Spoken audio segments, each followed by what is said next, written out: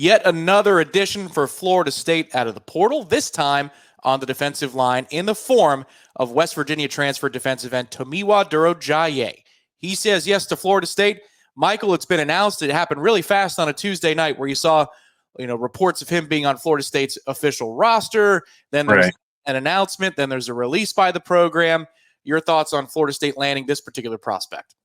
Yeah, I think it's a major add, another major addition for FSU. I'm going to call him TD because I'll probably have a hard time just announcing that name. I'm glad y'all got all that for me. But as far as a talent, really good prospect as far as an edge guy.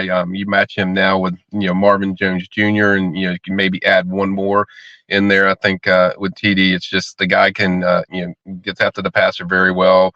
Certainly supports the run very well, size wise, and just from my perspective, when I watch his film, I see a lot of Keir Thomas when I watch him. I see him do a lot of similar things to what Keir did. So I think he's a massive add and certainly a guy that officially visited and didn't talk, but he did say 2 words to us when he was leaving. He smiled and he says, "Really great visit."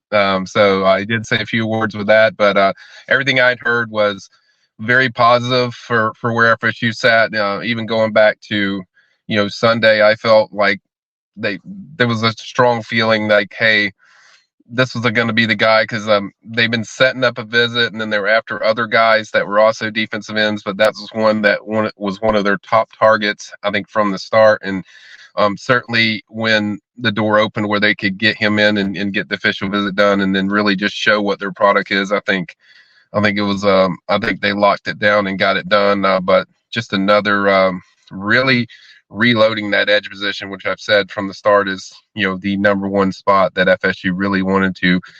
I think they really wanted to get this done in January. I don't think they wanted to wait till the May period and say, maybe get a guy. I think they really want to knock out their number one want position, and certainly getting the 2 guys they got so far, they've knocked it out of the park.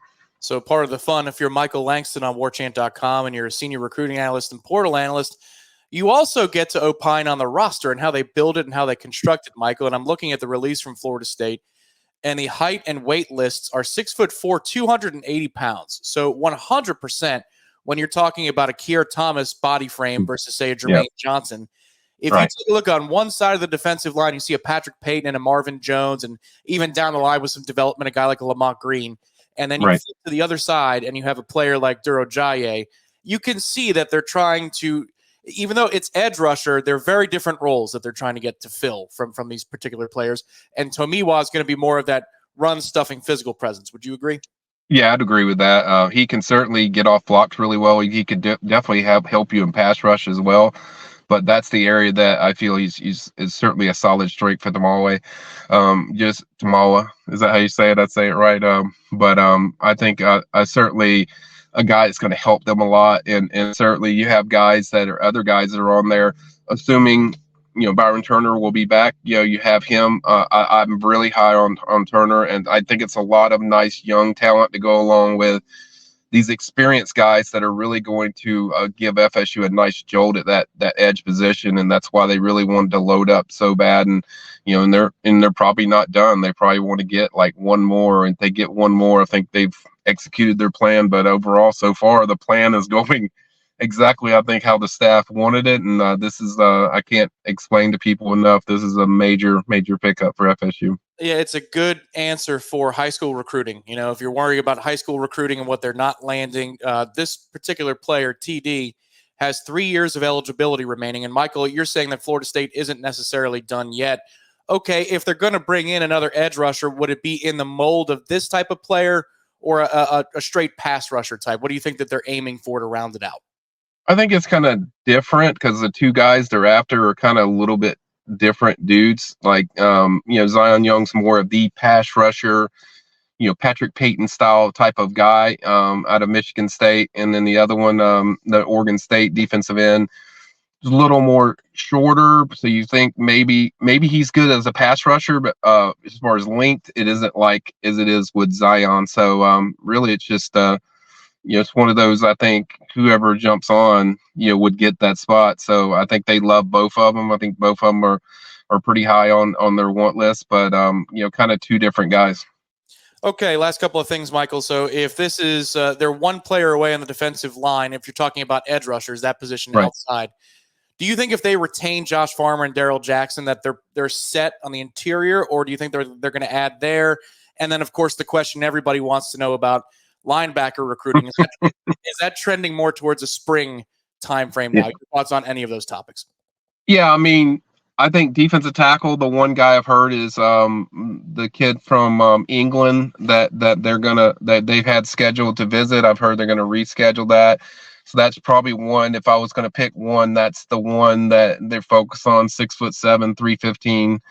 A little tall for defensive tackle, but he's a guy that I've heard that they've had their eye on. So I think that's a guy that will visit. So certainly I think that would round out your kind of defensive tackle with Grady Kelly already in in the fold. So you have that, and then linebacker recruiting. It's you're waiting on Stephon Thompson, although I think probably leaning more towards Nebraska, but hasn't done anything yet. I'm going to check on that again tonight just to see if anything changed.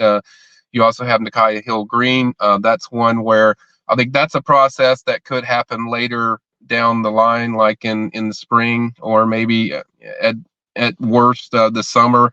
It's a guy they like, but you got to know that there's going to be other guys that pop in the spring, after May, and so that could change as far as them how much they would either take him or would they take somebody else and maybe two others or stuff like that. So or maybe they just take three. Maybe they take him, but that one's kind of I guess on hold or something just to see how that goes as far as getting that finalized as far as his academics or just whether he's for sure fire take. So that's one that I'm also gonna track and keep an eye on. But I think overall, yeah, Tom, most likely the spring in May is probably what you're looking for at linebacker, and it's the one position where every other position you feel like, hey, they've hit on one, they've got at least one of them. That position, that's a position that I think we're going to be locked in on because they need to. They losing Tatum, they losing the Kalen, so they need somebody to help those younger guys and Omar Graham and Blake Nicholson. So